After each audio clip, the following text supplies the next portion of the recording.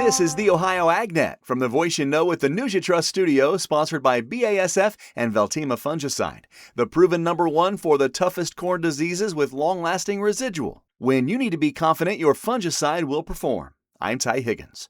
Join us on Friday for the midday broadcast. As powered by soy biodiesel, the Field Leader Roadshow makes a stop in Marion County at the farm of Mike Ralph. Field Leader is a project of the Ohio Soybean Council and Soybean Checkoff. Preventing rural road dangers, some relief for the high temps coming, and detecting stink bug insecticide resistance. This morning's news feed delivered by Eberts Field Seeds, proven local seed performance for Ohio farmers. It's time to start planting Eberts. Call 937-473-2521 or visit online at ebertsseeds.com. This week is Rural Road Safety Awareness Week. Rural roads are, of course, a vital part of life in Ohio, connecting farms, small towns, and rural communities. But they also present unique safety challenges for everyone who travels them. Laramie Sandquist joins us. He is Senior Associate Vice President of Risk Management with Nationwide Agribusiness. Laramie, thanks for being with us. I love being a part of this so we can get out and talk to people about what's going on out there. As I mentioned, this week is Rural Road Safety Awareness Week. Why is it important to shine a spotlight on safety on rural roads, especially during the busy summer travel season? Yeah, Ty, as you know, you travel across the state of Ohio. I travel all across the country, and we see what the roadways look like out there, whether you're traveling on rural roads or in some of the metro highways and things like that. But we know the highways have gotten more congested. We know the drivers have gotten more distracted, and we got a lot of results and a lot of metrics that are actually proving that out there now. As we look at it, we know that the summertime is the busiest time. We know that not only are kids out of school, but people are going on vacations and doing a lot more traveling. You got county fair season, you got all kinds of stuff going on. And so getting out this time of year and really getting the message out there is so important. Many people assume that rural roads are safer because there's less traffic on them. But what does the data actually tell us about crashes and fatalities on rural roadways? Yeah, it's interesting. When you look at the numbers, only about 30% of the vehicle miles traveled are happening on rural roads. And I think we all understand that metro and probably interstate highways are getting most of that traffic, but over 41% of the deaths are happening on those rural roads. And unfortunately, with that said, 50% of those people that are dying on rural roads aren't having a seatbelt on. And so you talk about some of the simple steps that we can take to kind of prevent accidents from happening in the first place, but hopefully preventing deaths if an accident does happen. Putting a seatbelt on is first and foremost. So some of this data is kind of crazy. The second thing is 70% of those crashes are happening at 55 miles an hour and over. Now, I know most rural roads, 55 is sometimes the minimum that people are looking at. 60 to 65, I think some people are using as a regular speed limit. But as we know, as we get going faster, our reaction time is so much more critical. And having those distractions at bay is so much more important because we just don't have the same time to react the faster we're going. And of course, having the rural roads that don't have as much leeway on the shoulders and things like that, we definitely have to be more cognizant of that. Laramie Sandquist, Senior Associate Vice President of Risk Management with Nationwide Agribusiness, talking about the Rural Road Safety Awareness Week happening this week all across the country. Appreciate your time and thank you for the information, Laramie. Thanks a lot, Ty. Coming up on Monday, I'm heading to Crawford County for the fair thanks to Nature's premium liquid fertilizers since 1946. Let's check in with our weekly update from the Ohio Soybean Council and your checkoff dollars at work. Here's Dusty Sonnenberg. I'm joined today by Dr. Kelly Tillman. Kelly is an entomologist and a professor in the Department of Entomology at the College of Food, Agriculture, and Environmental Science at The Ohio State University. Dr. Tillman conducts research with funding assistance from the Ohio Soybean Checkoff and shares a little bit about a new project. Starting a new project to start building tools that we may be able to use to look for insecticide resistance in stink bugs. In other parts of the country, like in the South, they've started to see resistance in stink bugs to certain insecticides. And so we're trying to be proactive about developing the molecular tools that will help us detect that. And that's very early stages on that. Again, my guest today has been Dr. Kelly Tillman. She is a professor in the Department of Entomology at the College of Food, Agricultural, and Environmental Sciences at The Ohio State University. And this update brought to you by the Ohio Soybean Council and your Soybean Checkoff. Reporting for the Ohio AgNet, I'm Dusty Sonnenberg. Let's check the forecast now with Ryan Martin, brought to you by Seed Genetics Direct, the #1 fastest growing and largest Ohio-based independent seed company. We've got Canadian wildfire smoke making it look hazy out here, but dew points can remain elevated. It's just a thick day, right? Thick. You go outside and the moisture in the atmosphere just makes you want to go back in. This is our Thursday. We're going to start Friday like this as well, but clouds build tomorrow afternoon, and we do see a few showers and thunderstorms developing in western parts of Ohio as we approach a sunset. Better chances through Saturday afternoon, evening, Sunday afternoon, and evening. I think all told, from tomorrow night right on through Tuesday morning, we can see 1/2 to 2 inches of rain, depending on where you are at in Ohio. Then we turn cooler, less humid, with partly sunny skies from Wednesday forward next week before rains come back late in the weekend of the 25th and 26th. I'm meteorologist Ryan Martin. Thank you, Ryan. Sometimes pasture isn't the answer. We get that story from Allison Kinney. When many people think of sheep or goats, they picture a flock or herd grazing on a pasture. However, those same pastures can harbor one of the biggest challenges facing small ruminant producers: internal parasites. Parasites can cause anemia, reduce weight gain, poor milk production, and in severe cases, death. As many parasite populations become increasingly resistant to dewormers, producers are relying heavily on management practices to keep their animals healthy. For Mel Ream, the management practice is confinement. By keeping her goats off pasture, she has been able to reduce parasite pressure and gain greater control over herd health and nutrition.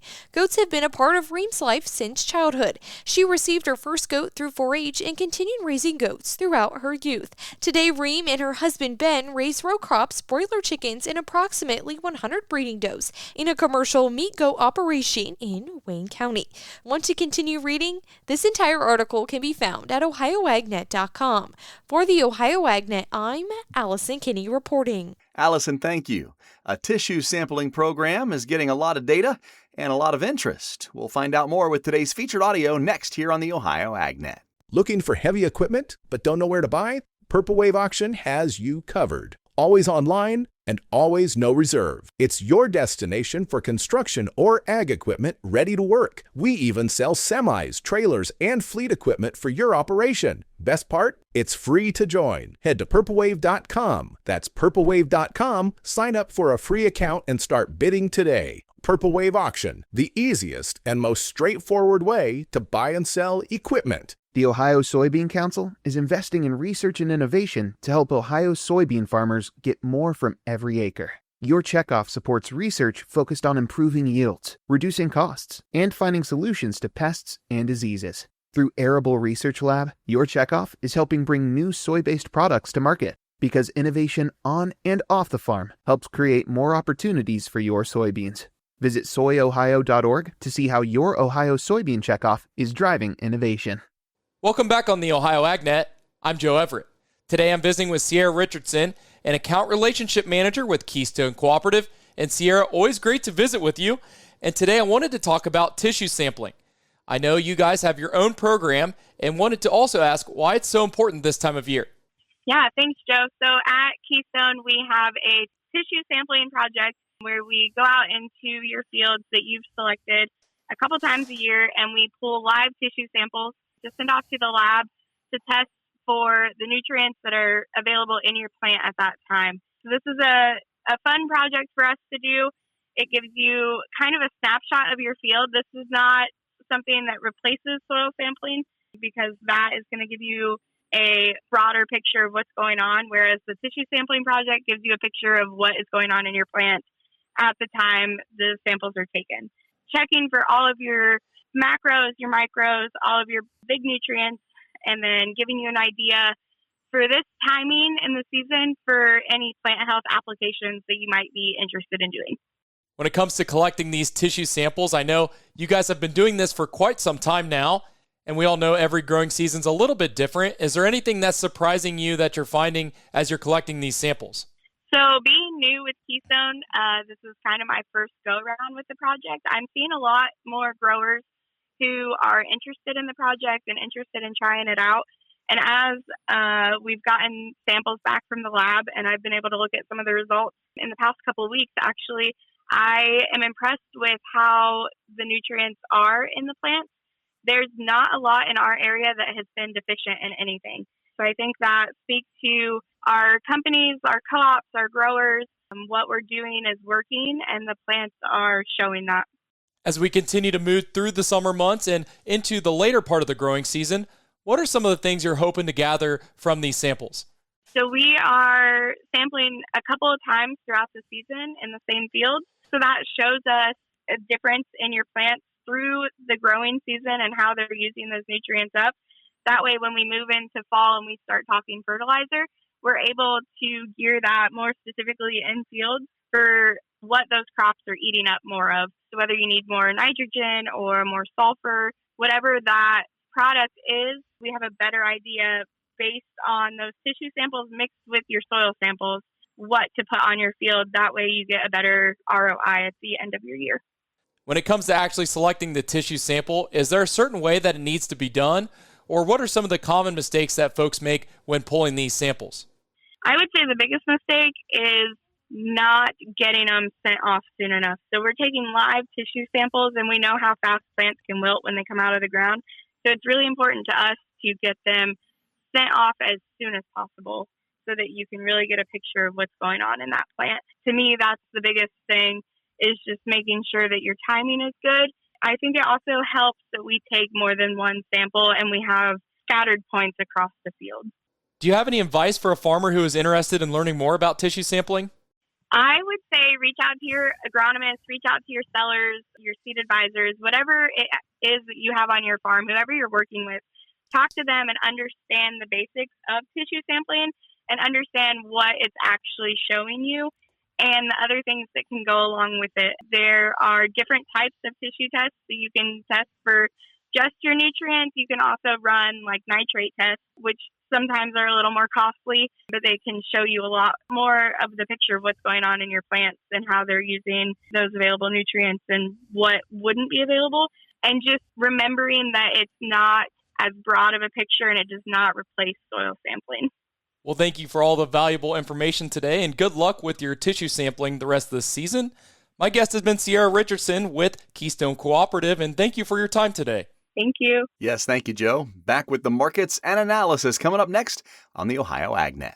What's better than getting the trusted farm news you count on from Ohio's Country Journal? Having a chance to win a brand new Arctic Ultra Tough cooler. The Ohio's Country Journal sweepstakes are back. Subscribe or renew your subscription today, and you'll be entered for a chance to win one of two 45-quart Arctic Ultra Tough coolers. Just visit ocj.com/renew for official rules and to complete your subscription or renewal for your chance to win. Ohio's Country Journal, your source for Ohio farm news. Welcome back to the Ohio AgNet. I'm Ty Higgins, and this morning's market analysis is brought to you by Louis Dreyfus Company. Excited to bring a brand new soybean crush facility to Upper Sandusky.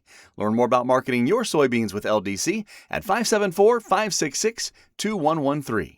Here's Ryan Martin. Grain markets were higher at midweek on Wednesday as the wheat markets led the climb higher. Huge gains in wheat. Kansas City up 28-42. Chicago wheat up 21-32. Spring wheat was also stronger.